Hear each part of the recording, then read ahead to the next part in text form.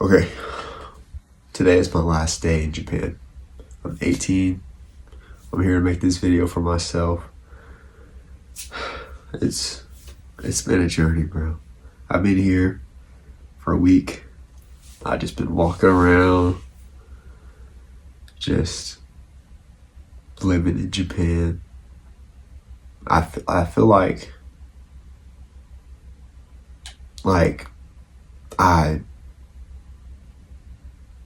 I was just here.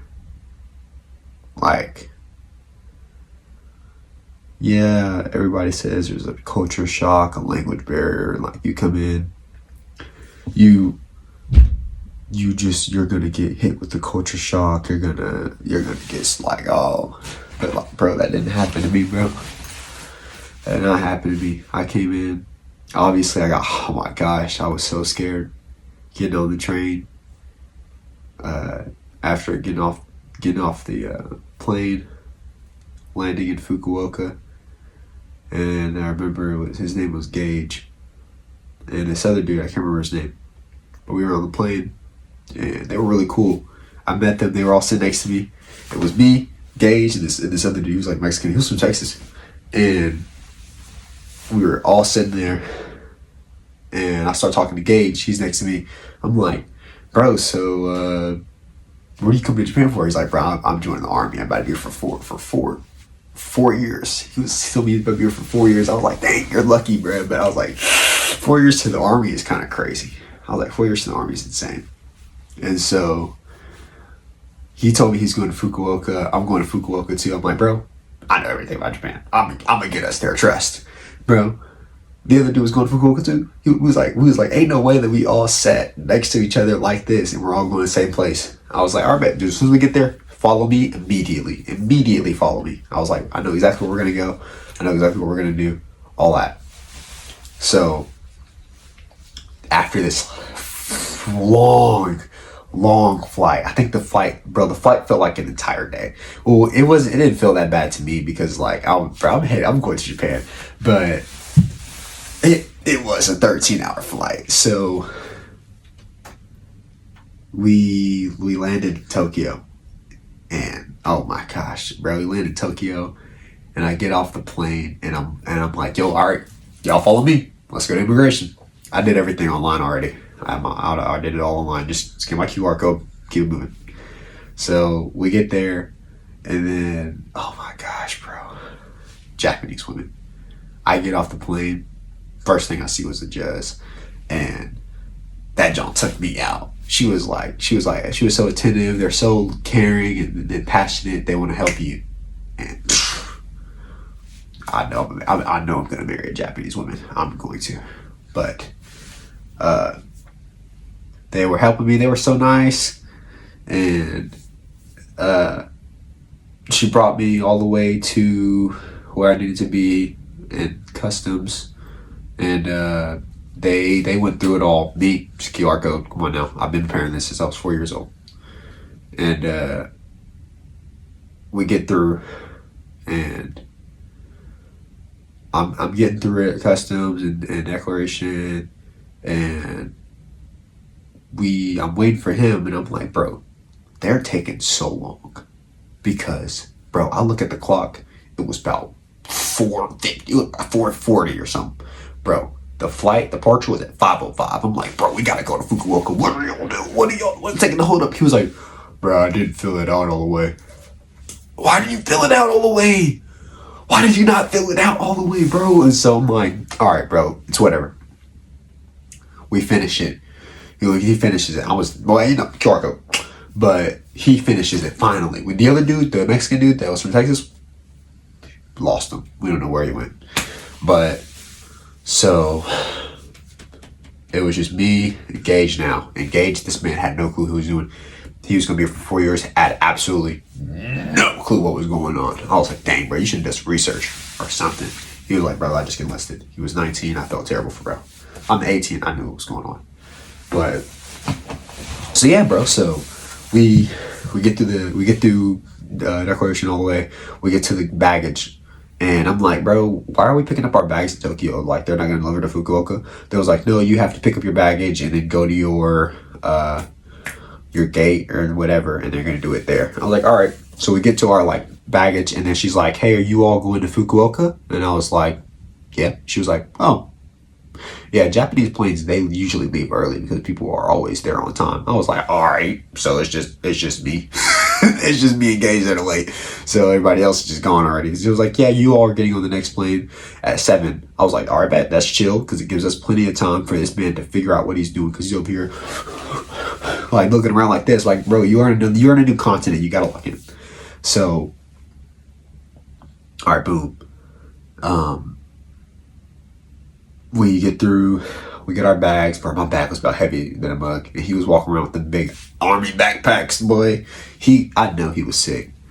So we're walking around, we get through everything, and we make it to it was gate 1, I think.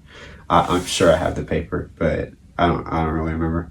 It was some gate, Tokyo. It was just domestic, because we're going to Fukuoka now. So we get there, very simple. Like, it was honestly like super duper simple, way more simple than I thought it would be, bro.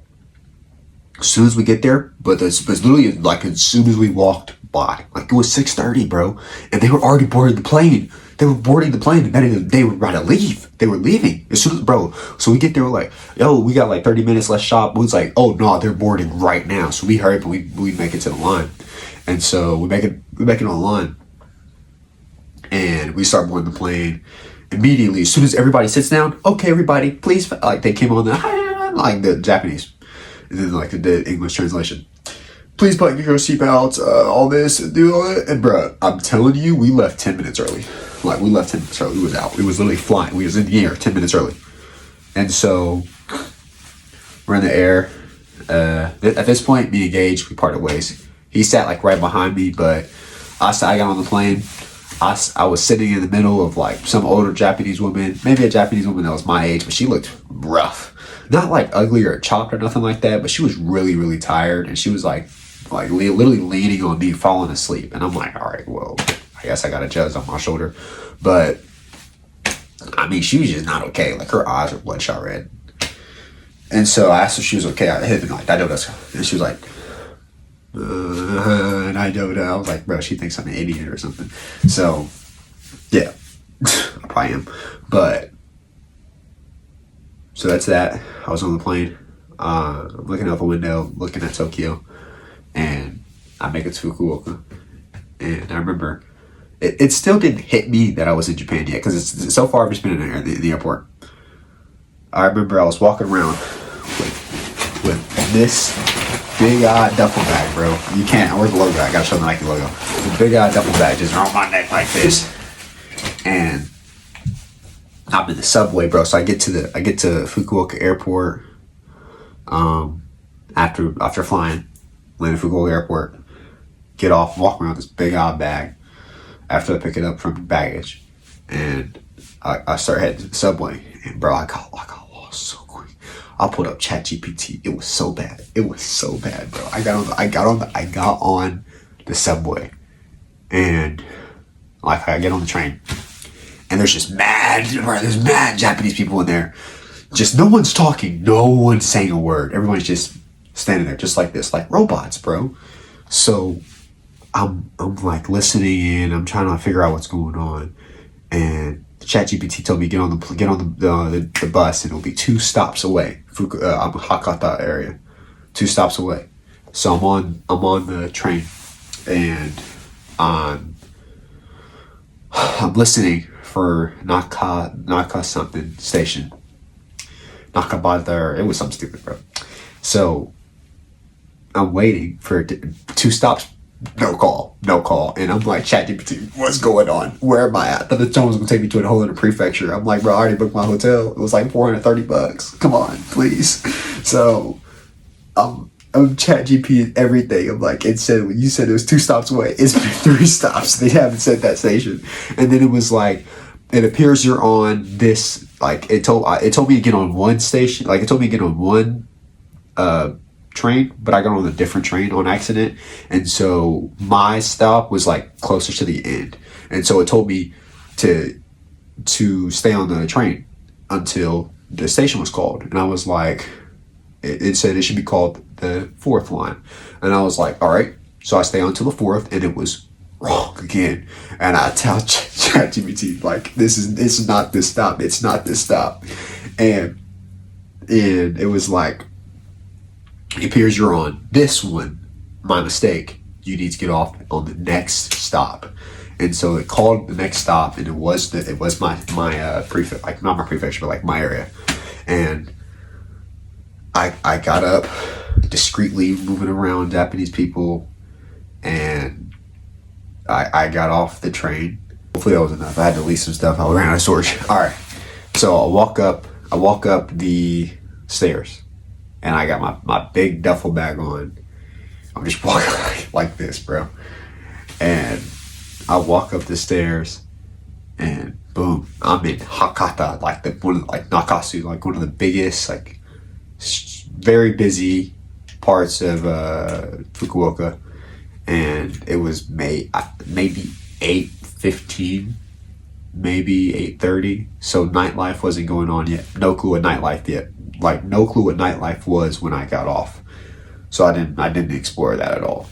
But so yeah, so I get up off the train. I'm walking. I see the stairs, and at the top I just see, like, I'm at the bottom of the stairs, and I'm looking up the stairs, and I just see nothing but like the outside area of like Nakasu, and I see buildings, and I see people walking by, and like the air was just like crisp. And I heard people say that there was like a heavy fog, maybe in Tsushima, which is where I want to like live and where I research. So maybe I like mix that up with like, oh, Fukuoka's so close. Like I thought there was gonna be a fog, but it was really clear air. Like it reminded me of like Texas without the heat and without the dust everywhere.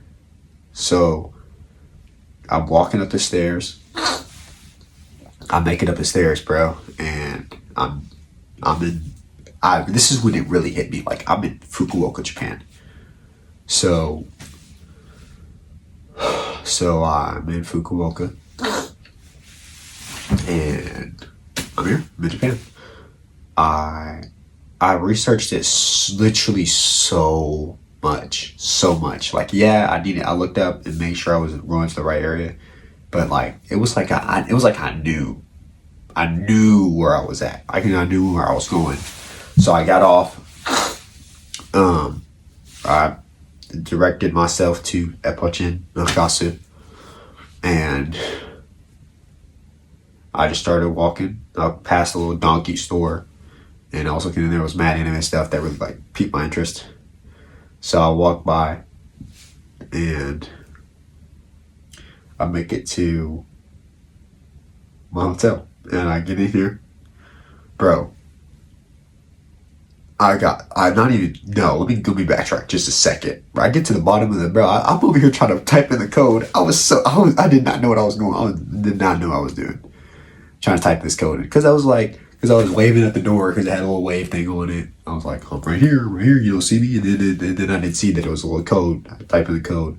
And there was these two Japanese people that walked up, and they were like, hey, you need help getting in? They were like, you're staying here? And I was like, yeah, I'm staying here.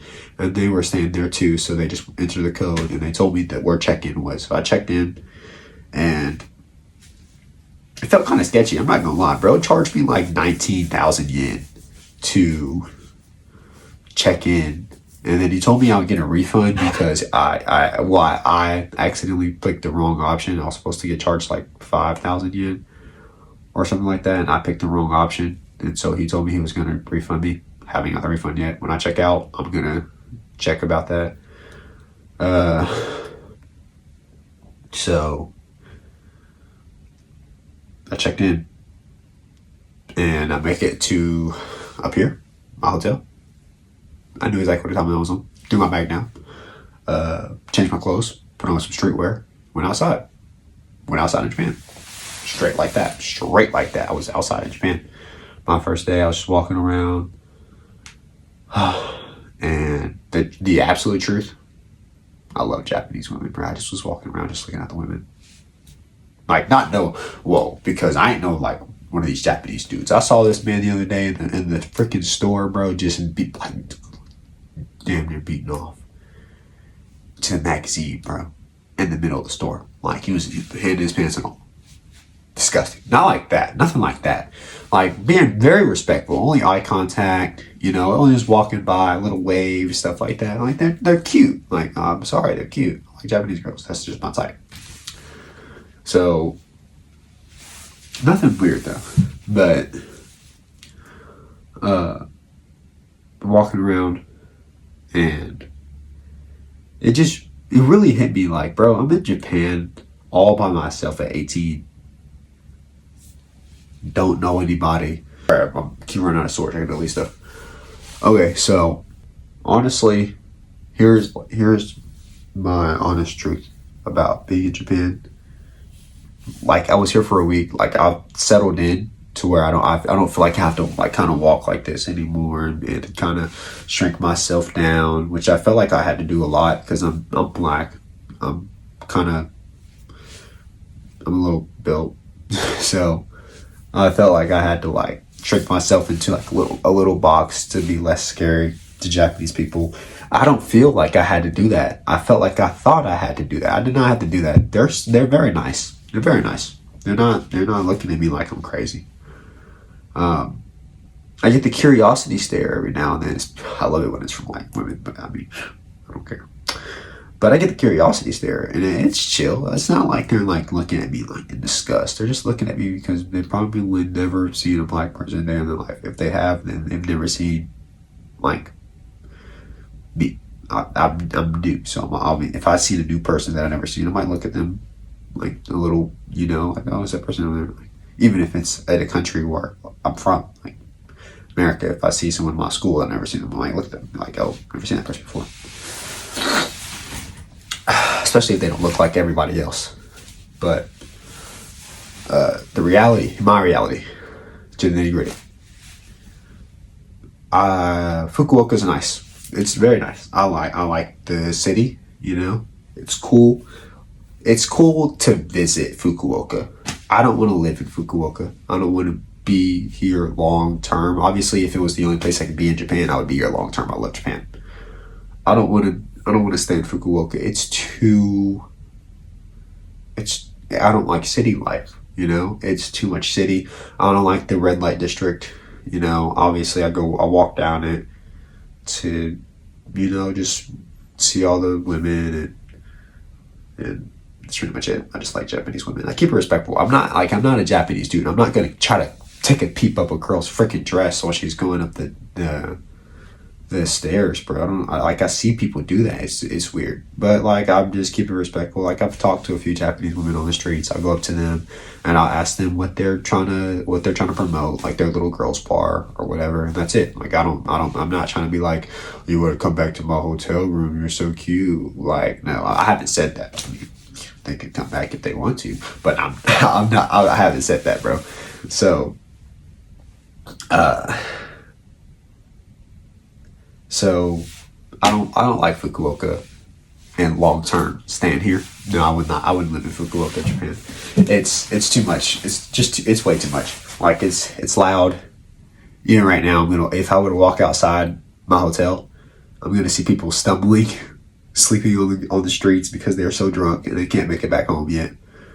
Like I don't want to see that every day. I want to be, when I took a walk my third day here, I took a walk to Fukushima to see the beach, and I'll probably do that again today because I love the rural area of Japan. And it was nothing but houses, a few convenience stores, and maybe a few taller buildings. That was it, Fukushima. I don't know how big the prefecture is, or I don't know if it's even a whole prefecture. I just know it was much smaller than like where I'm at in Fukuoka.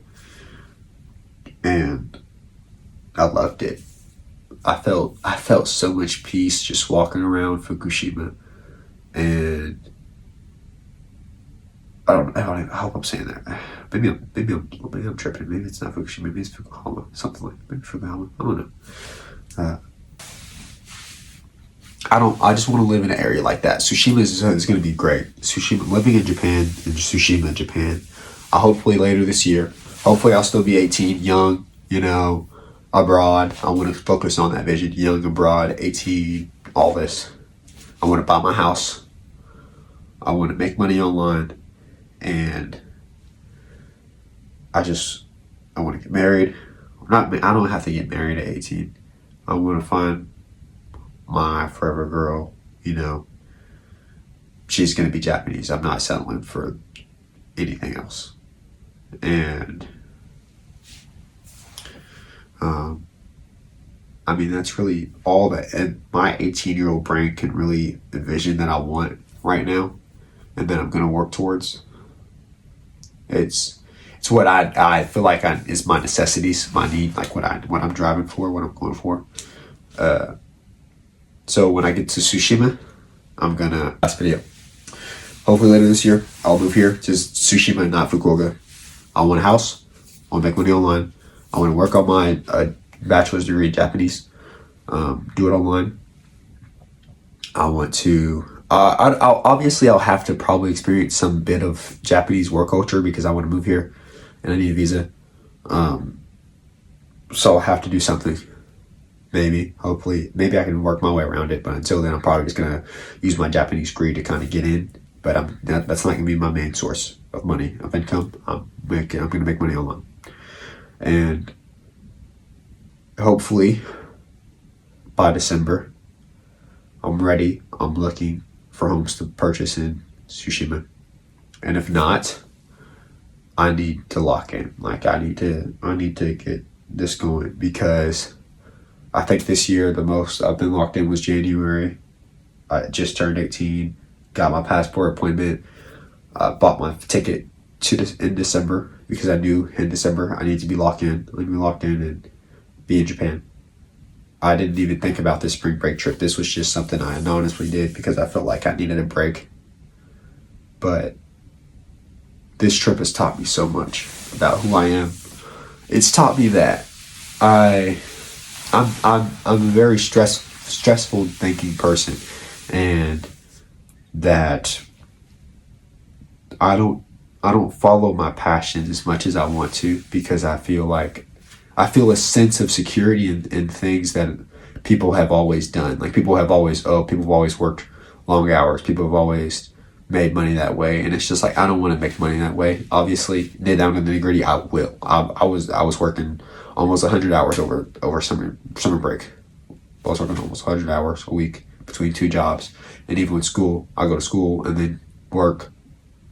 Even like it's like about 100 hours again with school and work together, high school. And I can't stop and slow down, and I think I need to work on that so I can make money online. It's gonna be my goal. I'm gonna shrink my workload to a little bit. Obviously, I'm gonna make some money working, but I need to work on my passions so I can better myself and better my goals and figure out like everything I want in life while I'm 18. Because this is probably the most critical year that I will have in my entire life of ever. I'm gonna look back of when I was 18. I'm gonna think about these decisions that I made, booking my flight in December, coming get into spring break, and not like just randomly choosing to walk out of my class. I got a detention for it, getting a detention for walking out of my class to book this ticket to Japan for the spring break to figure out who I am, and it's all coming together. And I'm gonna be able to do all this stuff. I gotta focus on me, you know. I gotta focus on me. I gotta do what I'm doing. I continue doing what I'm doing, and make it out of. I'm not in any struggle. I'm not in any poverty. I don't think I'm in any poverty. I'm not trying to make it out the hood. No, I want to make it out of my mentality of that. I need to be stressed to be able to make it in life, and then I need to be constantly working, because if I figure out who I am, figure out what I want, work towards my goals, and work towards my aspirations and stuff like that, then I feel like I'll go further than sitting at Cane's all day. Literally, the last shift I worked at Cane's was 18 hours. I worked about 7 a.m. clocked in to 7 a.m. to like 2 a.m. I don't want to work like that for the rest of my life. I'm gonna do this for myself. This year, I'm gonna do this for myself. Figure out who I am. And if it don't work out this year, then maybe when I'm 19, I'll get back to working. But this year, I'm gonna take the risk of figuring out who I am. And I won't be mad at myself for doing it because I'm just young, I'm dumb, and I just use that as my excuse. But all right, I gotta pack. I'll be back in America starting tomorrow, 13 hours, and then it'll be Monday for me too, again, because it's Monday tomorrow, Monday again when I get to, it's a time difference. But I'll be back at school, probably, just so I can talk to my friends. I want to talk to them about Japan. I'm gonna pack, get this clothes in my bag, and I'll be back in America soon. This is me out. Probably not gonna post this. This is for myself. Let's get it, bro.